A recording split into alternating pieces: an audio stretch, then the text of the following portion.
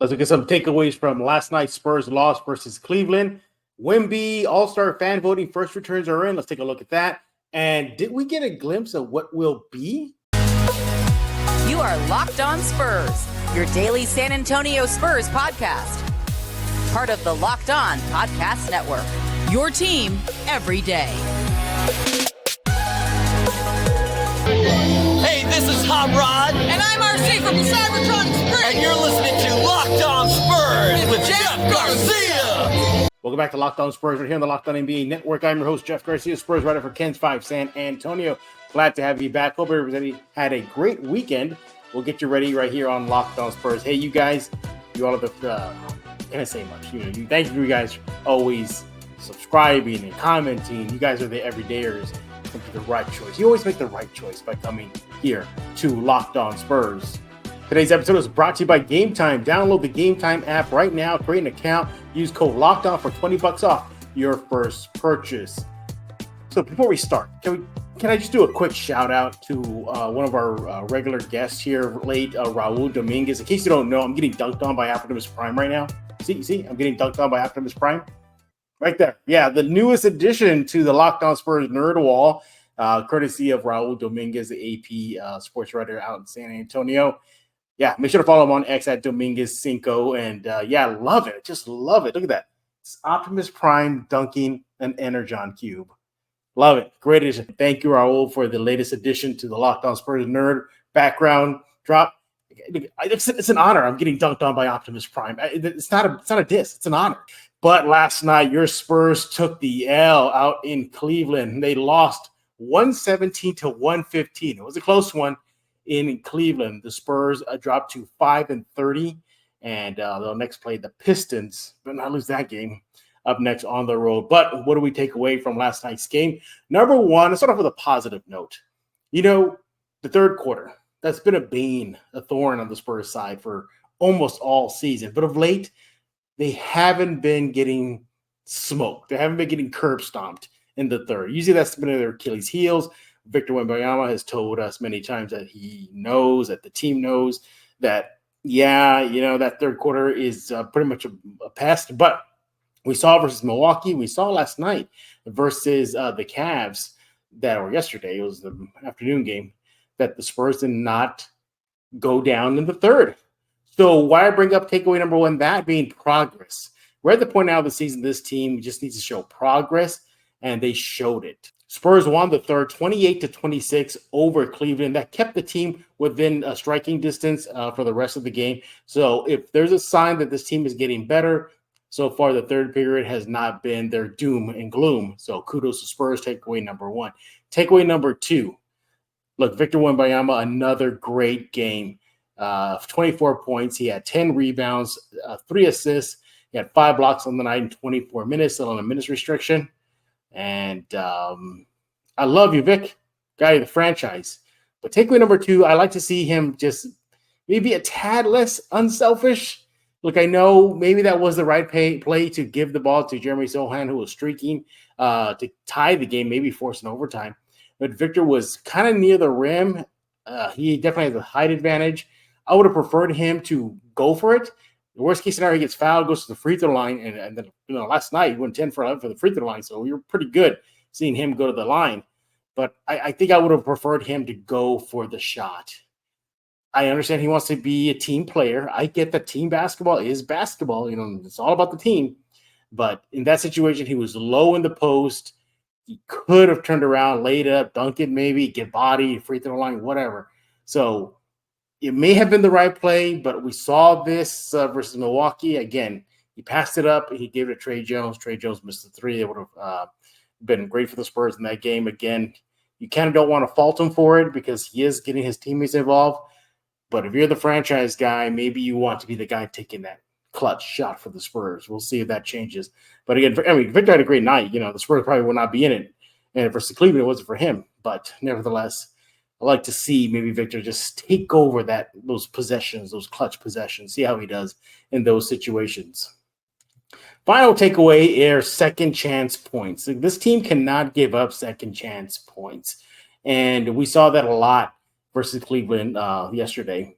The Spurs got outscored at second chance points, 18-7. And talk about just, opportunities in the glass. They got out offensive rebounds. That makes sense. Spurs had 8 offensive rebounds while the Cavs had 12. So you're seeing those second chance opportunities be given away. This team, can't afford that. This is a team that needs to play near perfect basketball. So did not like that, but it is what it is. We're seeing progress. I mentioned the third quarter hasn't been that much of a killer late. They're hanging in there games. I mean, there could be like a takeaway 3B. That would be it. They hung in there again. They made things interesting. They went on a run, 11-0 run to close out the game to, put Cleveland on their heels. And when Cleveland was coasting, they could have just ran away with it, game over. But they made things interesting. We saw that versus Milwaukee. We saw it again yesterday versus the Cavs. Again, progress. So those are some 3 takeaways from yesterday's loss to the Cavs. Wemby watch, as mentioned, he had a double-double, 24 and 10 in 24 minutes. Coming up next, we're going to have our first-time guest. Kind of feel like it's been a long time coming, too. This guy I've known for years, but we just never could make things work, either because of conflicts, professional competition conflicts with a different station. I'm with a different station. Finally, we're able to get the planets to align. He is Hector Ledesma. He's going to be coming up next. We're going to be discussing the first returns, AllStar voting, and how Wemby did. And then did we get a glimpse of what the Spurs team can really be when they're firing all cylinders from that competitive, hyper-fun game versus Milwaukee? That's coming up next on Locked On Spurs. Hey guys, this is Jason David Frank, the Green Ranger, and you are listening to Locked On Spurs with Jeff Garcia. It's morphin' time. But first, when I talk about Game Time, you want to go to gametime.co right now, everybody. Look, you should have to be worrying about getting tickets to the next big event, whether it's a sporting event, comedy, theater, what have you, music, whatever. You want to go to Game Time. They take the hassle, the stress of looking for tickets. They got killer last-minute deals, all-in prices, views from your seats, best price guarantee. Game Time takes the guesswork out of buying tickets. You get the lowest price guaranteed, as mentioned, and you get event cancellation protection, job loss protection. You get flash deals, zone deals. You get it all. It's so easy to use on that app. And all those prices, those all-in prices, that basically means you see all the price up front. No hidden fees, no surprises before you check out. Buy tickets in seconds, just 2 taps, and you're done. And speaking of that zone deal, so basically what it is, you pick the section. Game Time will then pick the seat. And guess what? You get yourself some savings right there. The Game Time guarantee also means that you always get the best price. If you find tickets in the same section or row for less, Game Time will credit you up to 110% of the difference. You want to go to Game Time right now. You get big savings. Download the Game Time app right now. Create an account. Use code Locked On for $20 off your first purchase. Terms apply. Again, create an account. Redeem code LOCKEDON for $20 off. Download Game Time today. Last minute tickets, lowest price guaranteed. And we're back right here on Locked On Spurs with a first-time guest and also a long time coming. He's a good friend of mine. I've known him for years. Went to the same high school in San Antonio. We actually had a radio show in San Antonio for a while. He is Hector Ledesma. He's a Spurs beat writer for Clutch Points. Make sure to follow him on X at Hector Ledesma TV. Do it right now. Hector, this is a long time coming. It is, man. Hey, thanks for having me on. I really appreciate it. Not a problem, man. Whether it been conflicts with different TV stations or just, haven't heard from you a while, I've always been wanting you to come on Locked On Spurs. But now that you're going to a lot of more Spurs games, I'm seeing you almost weekly now. I said, you know what? It's time. It's time to bring Hector on, talk some Spurs, talk silver and black. Hector, I'm glad you're hopping on this episode with me.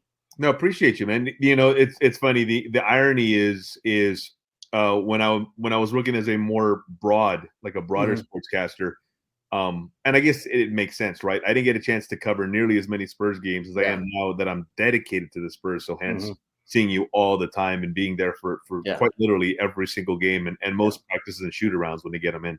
Yeah. I'm sorry you got to see me every day now. I'm sorry. No, it's a pleasure. We're making up for lost time. Exactly.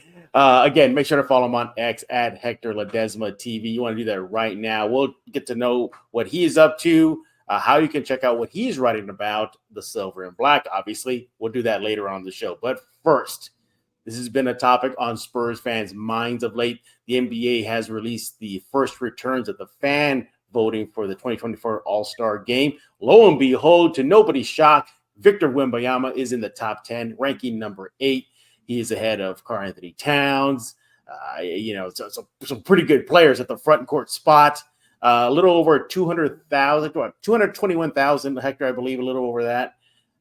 Nevertheless, some fans are griping, though. They're saying that's still too low of amount. What do you think? You think it's just too soon to, knee-jerk and be like, oh, my God, the fans are not getting the vote out? I suspect that flood of French fans wave to come in soon. Well, what's interesting about front court or talking about Western Conference front court players, right, and where he ranks, what's interesting about All-Star voting results is your initial reaction, like the knee-jerk reaction is, oh, my goodness, he got snubbed. Oh, my goodness, he should be higher. Oh, my goodness, this or that. But then the reality of it being All-Star voting and you're only allowed 12 guys on a team or only a certain number of front court players within that 12 is then you look at the guys who are in front of him.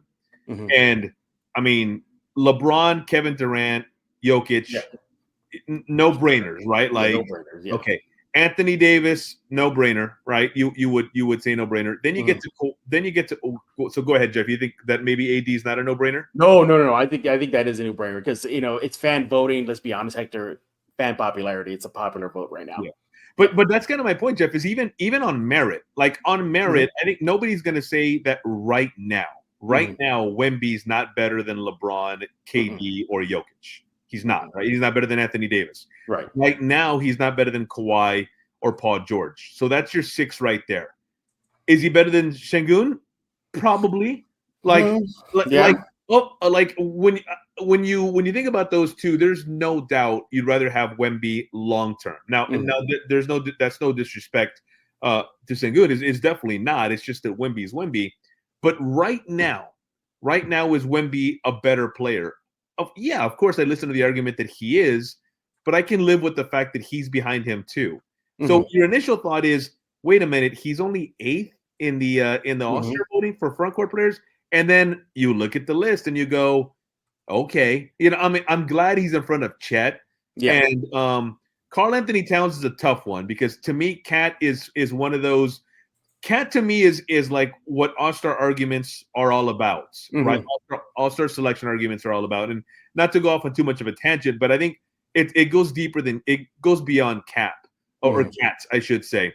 Because the thing was always like, okay, stat stuffers or guys who help you get wins. Yeah. And Minnesota's record's been much better the last couple of years. But certainly has, yep. But to bring it full circle is when you look at the 7 in front of Vic, it's tough to argue that none of those guys, are worthy of being ahead of Wembanyama. Yeah. A couple things. When I saw the list, I want to see that gap. And you look at the gap between 8 and 7 between Wemby and Şengün. It's kind of hefty. It's a big jump. Yeah. So, I'm thinking like, okay, are Spurs fans voting, to get the vote out for get Wemby out there? And 2, like, is Alperen Şengün really that much ahead of Wemby in fans' views, in their eyesight? And that leads me to point 2, kind of dovetails that is Spurs are not winning. They're not winning. They had a thrilling game versus Milwaukee last week. We'll talk about that later. But the W's are not stacking up. Şengün is on a winning team. My question to you, Hector, is you think ultimately the Spurs record might pop Wemby and may miss out as far as starting for the Western Conference front court? Probably. And certainly in terms of starting. Well, in terms of starting, again, you go merit-based, right? Like LeBron, KD, and Jokic, that's like a clear-cut 3. Like it's the 3 of them on this list. And then you go to the next tier. Mm-hmm. So in terms of starting, assuming you're starting 3 front court players, right? He's not going to start beyond popularity. It's just based on merit right now. Mm-hmm. He just turned 20. He turned 20 literally yesterday. So he's going to get there. It's just right now, and we're talking about this season of being an All-Star. But in terms of like the Spurs record, it hurts him. Yeah. And I think we've seen it play out in real time in the last two NBA Western through this season, the NBA Western Conference Rookie of the Month awards. Yeah. They're going to get. You brought that up to him, didn't you, last week about getting snubbed? Yeah. After the Bucks game. Yeah. I asked him if that was any kind of source of motivation for him. And I'll be honest, Jeff, when I asked him, I was thinking he's going to say, no, it doesn't really matter. That's for someone else to decide. Right. Not that that's the way he should have answered. I'm not saying that at all. But I was expecting that kind of an answer. And to hear him say, and to hear him say, I'm going to get what, essentially he said, I'm going to get what I deserve. And, from here on out, everyone's pretty much put on notice. That was awesome. It was awesome to hear him say that. But I think, yes, the voting, the record is going to hurt the voting, because the way I look at it is, to me, I do think that wins and losses and success should matter in the MVP race, because the award is most valuable player. If you want to make it most outstanding player, to me, words matter. If you want to make it most outstanding player, then change the name of the trophy, but it's most valuable player. And ultimately, your biggest value in the game is do you win, and do you help your team win? So records do matter. So which leads me to this next thing is, will he ultimately just get in, whether voted in or picked to be a reserve? I think that's probably going to be his route. If he does get in, it's going to be via reserve. Look, we know he's going to be there for the Rising Stars Challenge. We get that. He's probably going to be making appearances, at events here and there. But as far as the main event, that Sunday night, I think he gets in as a reserve. Well, I agree. And the irony is that who would have thought that going into the season? Like, if anything, with all the hype coming in, if anything, you would have thought it would have been the opposite. Like, maybe he's not having quite the season that maybe we thought. Maybe the numbers would be a little bit more modest. But because he's got so much hype surrounding him, and he's so new, and he's kind of the shiny object still, and he's who he is, 7'4", and can do the things that he does. Yeah, I could have seen a situation where the fans got him in, even though maybe his numbers weren't deserving. It's going to end up being the opposite. Like, his numbers are going to be what should get him in, right? As opposed to fans just basically picking him because he's so intriguing.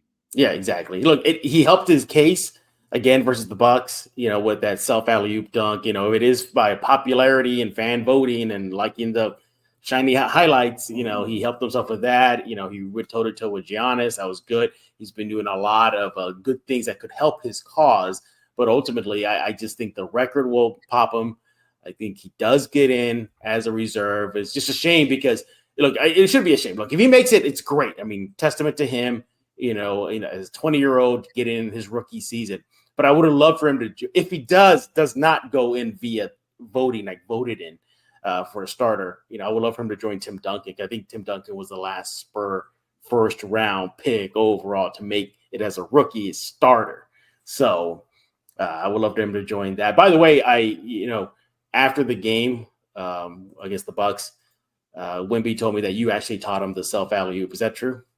Yeah, I took him. I figured. Showed him how to put it right off the right angle off the backboard. And then I'm back in before coming down. But hey, Jeff, one more thought on he gets picked. It's also going to depend. Like, I forget when it comes to how these teams are put together. I forget if it's totally up to the coach in terms of, does he want 8 front court players and 4 right? Because nowadays, like, LeBron's a front court player, but LeBron's a guard. And he plays the perimeter. I know. He plays the perimeter. Same with KD. So how does a coach go, you know what? I want 9 front court players and I just want 3 guards. Because, like, for example, you look at the guards in the West, Luka, no brainer, right? Curry, no brainer. They're your starters, Luka and Curry. Okay, after that,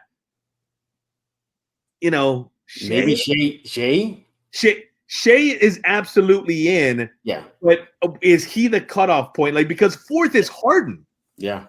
Irving's 5th. Yeah. Now Anthony Edwards is more deserving, right, than Harden or Irving right now. Like, what do you think about Booker?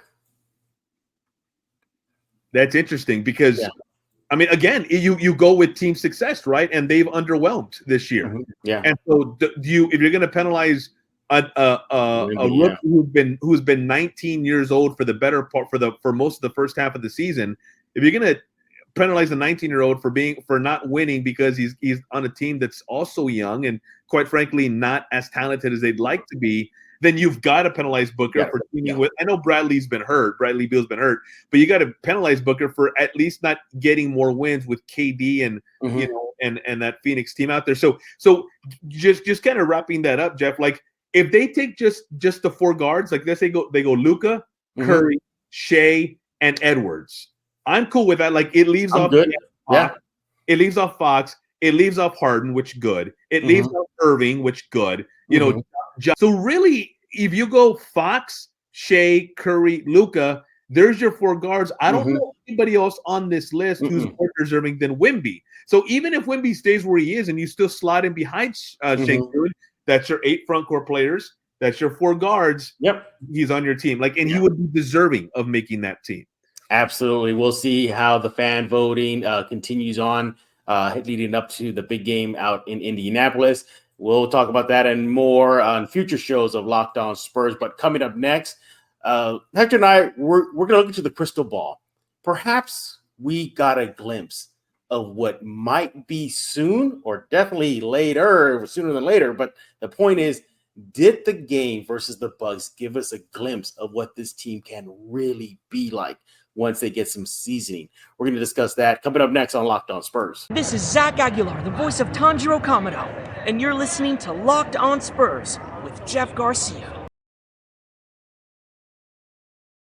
I also want to talk to you now about FanDuel. The NFL regular season is wrapping up, but there's still time to get in all the action over at FanDuel, America's #1 sports book. Go to FanDuel right now. Go get that app. Why? Well, because they got this thing. You might like it. Right now, new customers get $150 in bonus bets guaranteed when you place a $5 bet. That's $150 in bonus bets, win or lose. Can't beat that. The app is easy to use. There's so many different ways to play and to bet, like, well, live same-game parlays. You can find bets in the new parlay tab. More parlay in the parlay hub. I mean, what more? I mean, those bets, and they're on the Explorer tab. I mean, there's so much to do on the the FanDuel app that you're going to want to get to it right now. It's the best way to find popular parlays, again, with that parlay hub within the FanDuel app. So many other ways as well. Visit FanDuel.com/lockedon right now to make your first bet a layup. FanDuel, official partner of the NFL. Hey, this is Chris Sabat, and you're listening to Locked On Spurs with Jeff Garcia. And we're back right here on Locked On Spurs with Hector Ledesma. He's a Spurs beat writer for Clutch Points. Make sure to follow him on X at Hector Ledesma TV. Do that right now. We'll be talking about what he's been up to, what articles you should be reading from him. Also, don't forget to, again, as I mentioned, follow him on X, because you got to know if he can teach you how he taught Wemby to do the self alley-oop. Hector, I didn't know you were the man of many skills like that. Well, they're limited skills, but I can do. What's the old term? Jack of all trades, master of none. Yeah. That self alley-oop that Hector can do is on a Nerf hoop above his door. That's pretty much it. It's funny. Yeah. It's funny you say that, because I often talk about Wemby, when you watch Wemby during warmups or practice. He plays like when he's by himself, just kind of warming up and doing drills. He plays like on a real hoop, like the rest of us play on a Nerf hoop. Right? Yeah. That's really elevate. It's just really simple. He's almost got to lighten up. It really is fascinating to watch. Yeah, it is fascinating. But speaking of your Spurs, last week the Spurs gave us a thrilling game at the Frost. That Bucks game, Spurs game, it was electric. Sure, the Spurs got the L. Okay, fine, it happened. But they fought for 48 minutes. We saw a lot of good things for 48 minutes. We saw Wemby shining. We saw Devin shining. Hey, guess what? They started Trey Jones. That actually happened, everybody. Brace yourselves. So, but Hector, the way the Spurs fought in that Milwaukee game to the bitter end, you and I talked about this after the game, where we said, let's save this for this show. Did we get a glimpse of what could be? did we get a glimpse of what could happen perhaps this season or maybe as early as next season? Is this what we should expect from the Spurs once that seasoning, time, chemistry, getting familiar, all that good stuff come together? Because that, if we can get that team moving forward, that'd be fun. You know what's fascinating about this is we think that we might get this team now if we get to see more Trey Jones in that starting lineup as point guard. Bingo. You mentioned Trey a little while ago. Now, is it just a coincidence that in his first game starting, they nearly knocked off one of the league's best teams in the type of game that you described? Like, not only was it close, and not only did they almost win, but they played well. Like, they played really, really well. He played really well. And he played really, really well. So, 10 games from now, if Trey is kind of plateaued off and they're back to losing games somewhat frequently by 30-plus games, well, then it's the same difference, right? Yeah. But if 10 games from now, they've won a couple, they've almost beat a couple of other good teams, and they're just overall moving the ball better and just playing freer and more fluid, well, then, this we could look back at the Milwaukee game and go, that was the impetus. Like, that was what set this team in motion to what not only what it will be the rest of the year, but what we thought we were going to get preseason. Because remember, Jeff, like the winning Wembanyama, like basically it's the umbrella under which everything else fits, right? Yes. But under that umbrella was kind of like this intrigue about this Spurs team. Like, and I know people outside of San Antonio who hear me say that are going to be like, intrigue, dude, they won 22 games last year. What's intriguing about that? Well, when Dev, KJ, Jeremy, Keldon, when they were, well, I think I might have said Keldon twice in there. Malachi, include him in there too with how good his rookie season was. When they were together, the team actually looked pretty good for stretches. Yeah. But as we all know, that wasn't the priority last year. So we didn't, especially with Devin going out later in the season for good, we didn't really see them together. So a bunch of our wheels were turning was thinking, well, how good are these guys really? Like, could they be really pretty decent? And then you add Wemby and like right away, they're going to be like decent. No one expected them to make a deep playoff run this year, but could they contend for the play-ins? Like, be right around that spot, that 8, 9, 10, contend for a play-in, toward the end of the season. Could they be that kind of a team? I think that's what a lot of us thought going in. And when we envisioned what these Spurs could be and the Wemby lot, and you add Wemby to the mix and the fast break and they're young and they're athletic and they get up and down the court and the pace. I think last night, even though they all played extremely well, I think last night is closer to what we thought we'd get than what we've seen.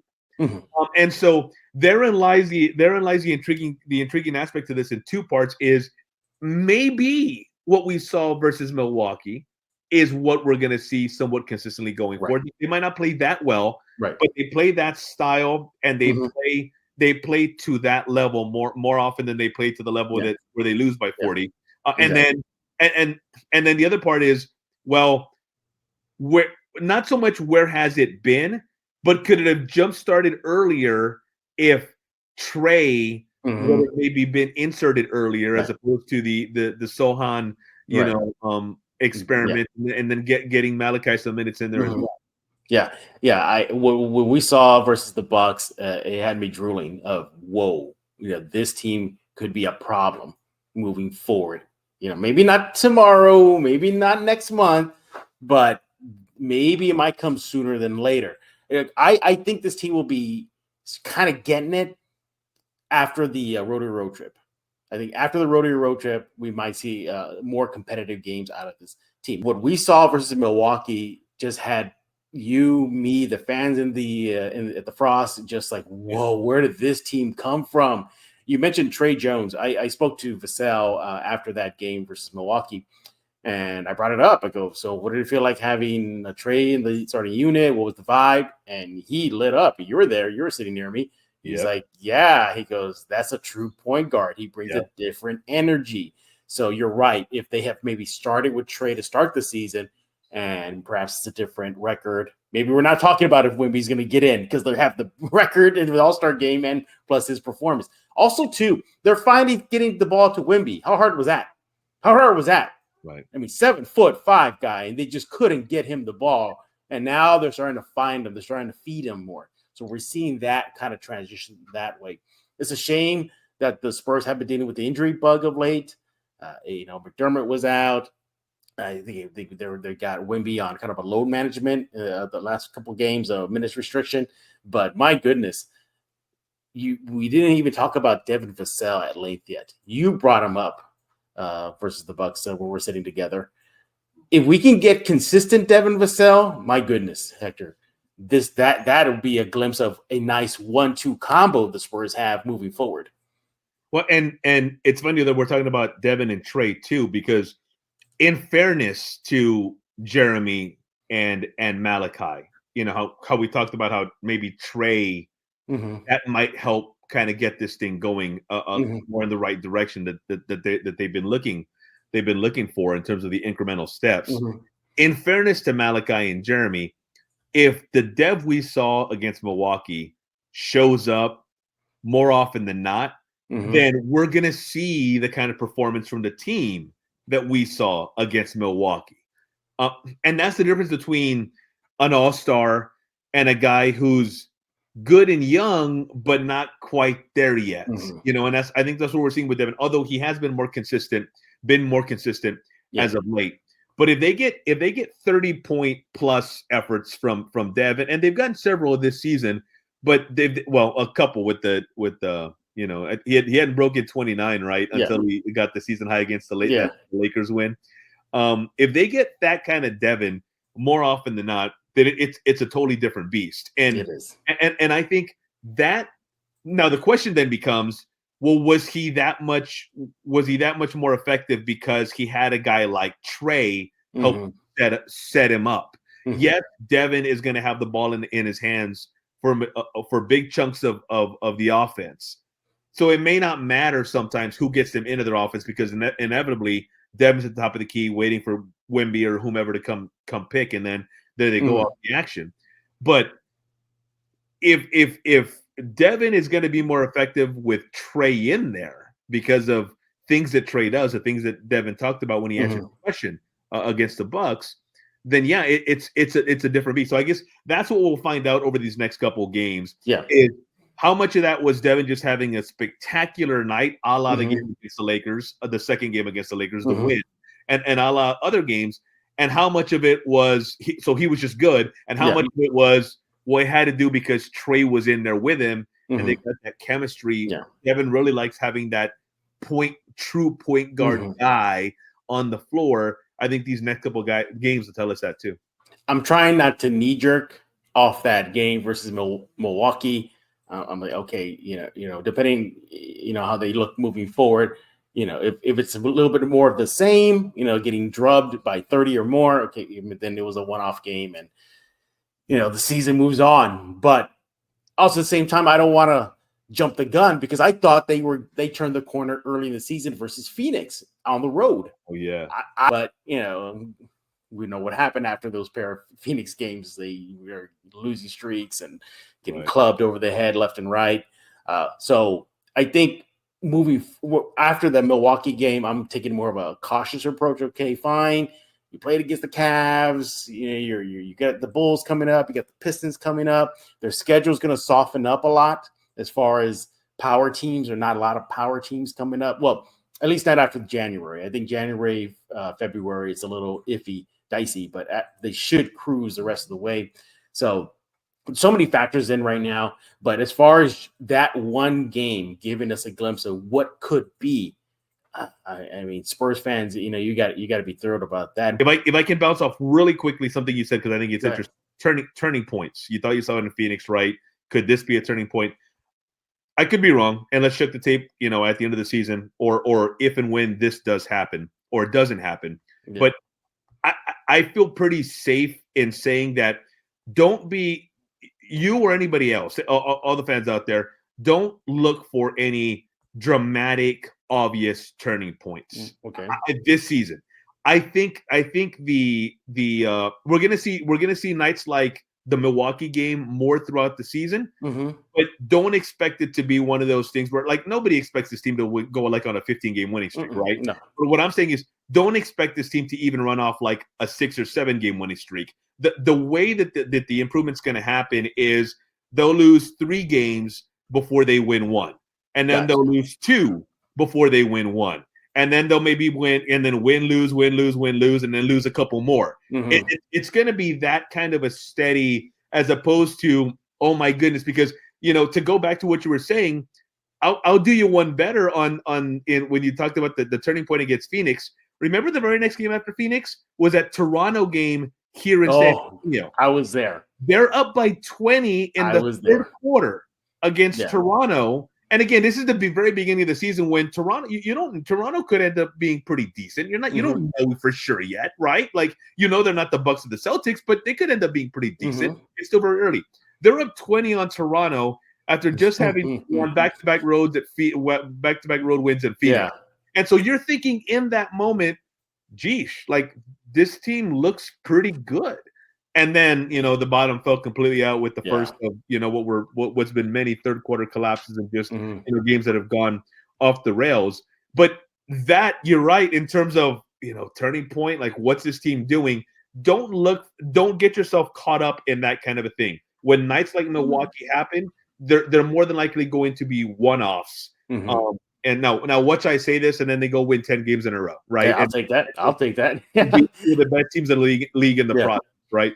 But I just feel like watching them and how young they are and how many things they still have to work on and how just inexperienced they are and how young Wemby is.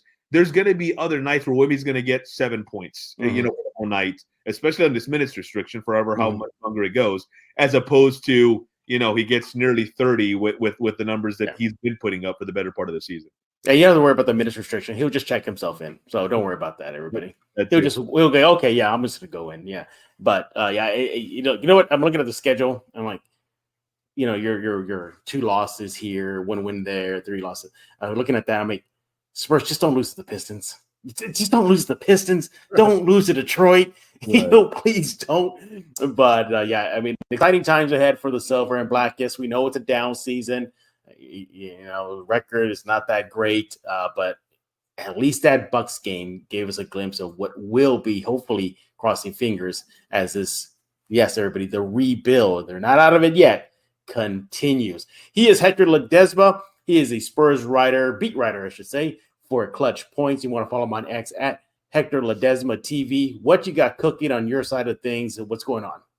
Well, first of all, Jeff, obviously, thanks for having me on. FYI, that's the legit Twitter handle. If you're like, wait a minute, there's 2 when it's both Hector's face. The legit one is at Hector Ledesma TV. That's the legit one. Yeah, and just continuing to write for Clutch Points. Catch him on ClutchPoints.com. Articles. Every league has a page on there. Every team has a page. Every team within the league has a page on there, and so you'll see all of my stuff because I'm the Spurs beat writer. You'll see all of my stuff on the Spurs side of things. And so ClutchPoints.com Spurs page. Exactly. Again, follow him on X at Hector Ledesma TV. All one word. Hey, we're done talking. We want to hear from you. What do you think about the glimpse? Do you believe what we saw versus the Bucks was a glimpse of could be in the short term, long term, near future? Also, Wemby and fan AllStar voting. Is he going to get in? Is he not going to get in? Where do you stand on that? We want to hear from you. Hector told you how you can chat with him. I'm going to tell you how you interact with us. You can make sure to follow Locked On Spurs on YouTube. Just go to the Locked On Spurs YouTube page. We're also on Spotify, iTunes, the Ken's 5 Plus apps. Wherever you get your favorite podcast, Locked On Spurs and the rest of the Locked On Network will be there. Also, don't forget Locked On Sports on YouTube, the first 24/7 streaming sports channel on YouTube. Yeah, no kidding. It's there. It's available right now. The local hosts like myself, Locked On Spurs, and the regional, national hosts are all there 24/7. Go subscribe right now. So for Hector, I taught Wemby how to self-alley-oop Ledesma. I am Jeff Garcia. We're going to put a lock on this episode of Locked On Spurs.